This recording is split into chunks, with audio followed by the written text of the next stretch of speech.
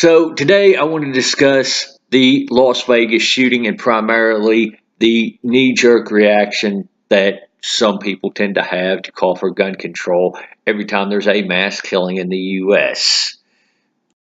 It doesn't matter what the facts are to them. It doesn't matter if their proposed law will actually do anything.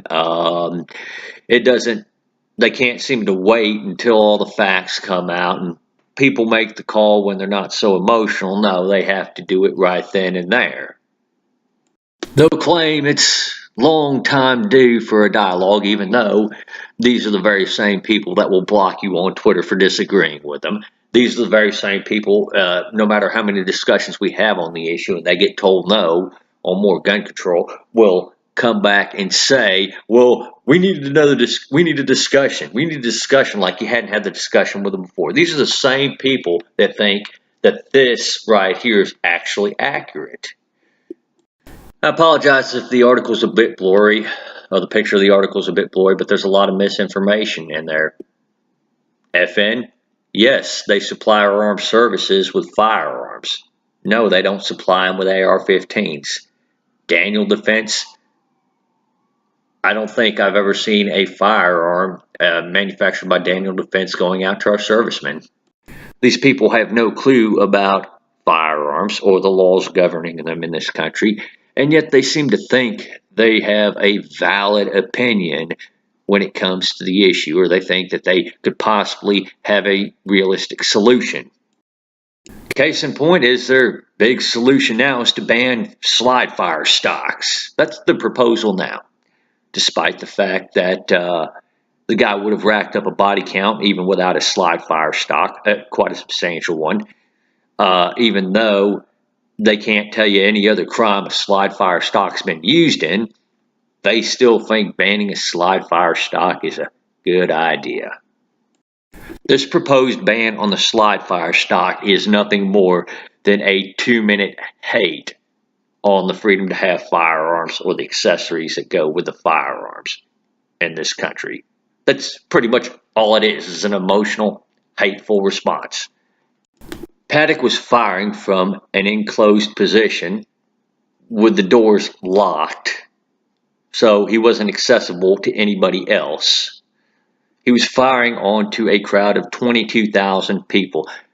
Does anybody in their right mind doubt he would have racked up a pretty high body count with even just a bolt-action rifle?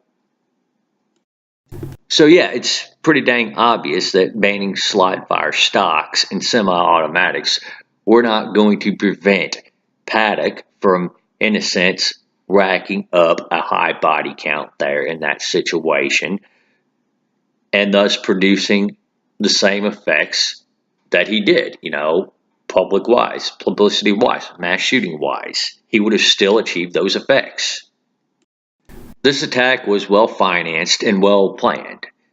The person who carried it out, remember, did work for Lockheed Martin at one point. Let's discuss Paddock here a second. Obviously, his motives are still not clear. The man's family were shocked that he did this attack. They said they would have never guessed it. He would have done that.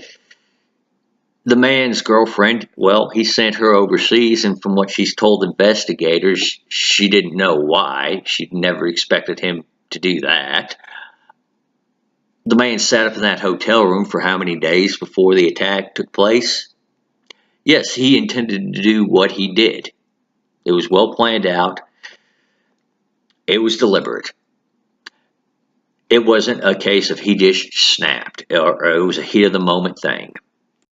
While we may not know what the man's motives are, it could have been something just as simple as he wanted the world to burn. We do know that he probably did have some sort of motive. In fact, it's pretty clear that he did have at least some sort of motive to do that. Why am I bringing this up? It's because psychological screening, mental evaluations, wouldn't have stopped this man from being able to get a firearm. That part would be obvious to anybody with half a brain. Background checks did not stop this man. This man had a clean record. quote, needs-based licensing, end quote, would not have stopped this man either. This man had tens of thousands of dollars at his disposal, worked for Lockheed Martin. I'm pretty sure he would have found a way to meet that requirement. Just in case you haven't gotten the picture yet, there's nothing in the way of gun laws that could have stopped this man. And this is conceding a lot of stuff. I mean, this is conceding just about any point you want to give to the gun sense community right now. This is Paris. This was the Paris attacks. And despite France's strict gun control laws, attackers still managed to get their hands on hardware and carry out this attack. What was the EU's response? More gun control. You know, despite France having the strict gun laws that it already did, their excuse was, well, we just didn't go far enough. These very people pushing gun control didn't stop and think, well, hey, maybe gun control isn't quite as effective at stopping this as we thought. And hell, many of them cringed at the idea of possibly slowing the mass immigration down. You got calls for more gun control, despite the evidence showing that gun control just might not be as effective as you think.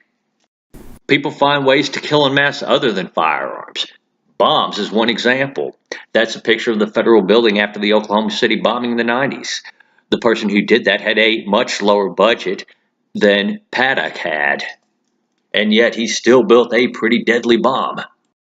This is a picture of Nice, where the attackers used a truck and they killed 86 people, a higher body count than Paddock's.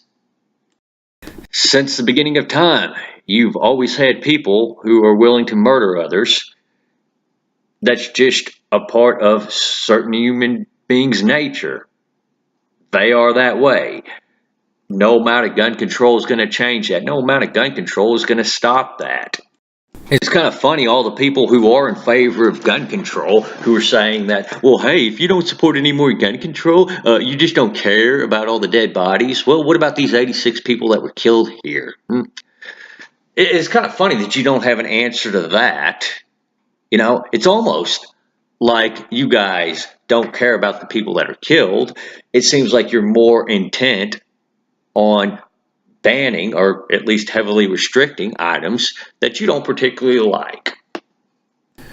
Gun control, it's not effective at stopping mass killings. We've seen this time and time again. If somebody's intent on killing a bunch of people, they will find a way to do it. No matter what the gun laws are in the country, they find their workarounds. And this should be obvious to people, especially people who are accusing the gun industry of always finding workarounds in the law. And yes, the slide fire stock is most definitely something that is a workaround. It's a workaround for people who want to kind of feel like they have something that feels kind of like full auto without having to go through a bunch of BS to get something that's actually full auto. Is a slide fire stock a necessity? Well, no, it isn't. Is banning it going to stop anything? No, it's not. Which begs the next question. Was the NFA of 34 really effective in stopping crimes and mass killings? Was the ban on machine guns in 1986, was that really all that effective? Well, the NFA of 1934 was an emotional response to the St. Valentine's Day Massacre. Are we seeing a pattern here? And yes, I realize I have Hill Dog's ugly mug up here. There's a reason for that. You see, right now we are trying to get suppressors taken off the NFA Title II category, a provision of the NFA of 1934, a law that was passed based on emotion. By the way, the vote on that bill was supposed to happen this very week. Right after the attack, Hill Dog took to Twitter to attack the bill. Even though Paddock didn't use a suppressor would not have made his massacre any more deadly. Not to mention suppressors were not used in the St. Valentine's Day Massacre. You get where I'm going with this. They don't want you to use your logical brain. They want you to use your emotional brain in this.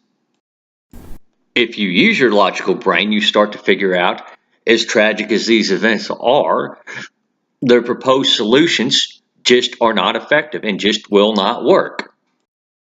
People like that want as much control over you as they possibly can get. People like Hillary want that control. People like Hillary do not want the responsibility that comes with that control. Because then they would have to say, well, okay, maybe our policies didn't work as well as we thought they would. She would have to say, well, maybe I was wrong, but instead she's going to turn around and say, well, it's just because we didn't do things my way enough, or we just didn't have enough common sense gun control. Despite the fact that several gun control bills were signed into law by her husband in the 90s. You see, people like Hillary want you to think with your emotional brain so they can manipulate you into doing what they want you to do or saying things how they want you to see it. They want you to ignore the fact that you're losing freedom and not really gaining any security out of it. When they say things like, well, we just want a discussion, what they really mean is, well, we want to shout you down. We want to get emotional about this. We don't want to discuss the facts. We want to manipulate people into believing us. We want them to just agree with us. When they say they want a vote on the issue, what they really mean is they want to vote until it turns out in their favor, and then they don't want to vote anymore. They claim they want to vote on stuff like universal background checks, even though the Manchin-Tomy bill did have a vote and it failed. That wasn't good enough. They don't want to give the SHARE Act a vote, though. So please do correct me where I'm wrong in saying that it is a bad idea to start ramming gun control through.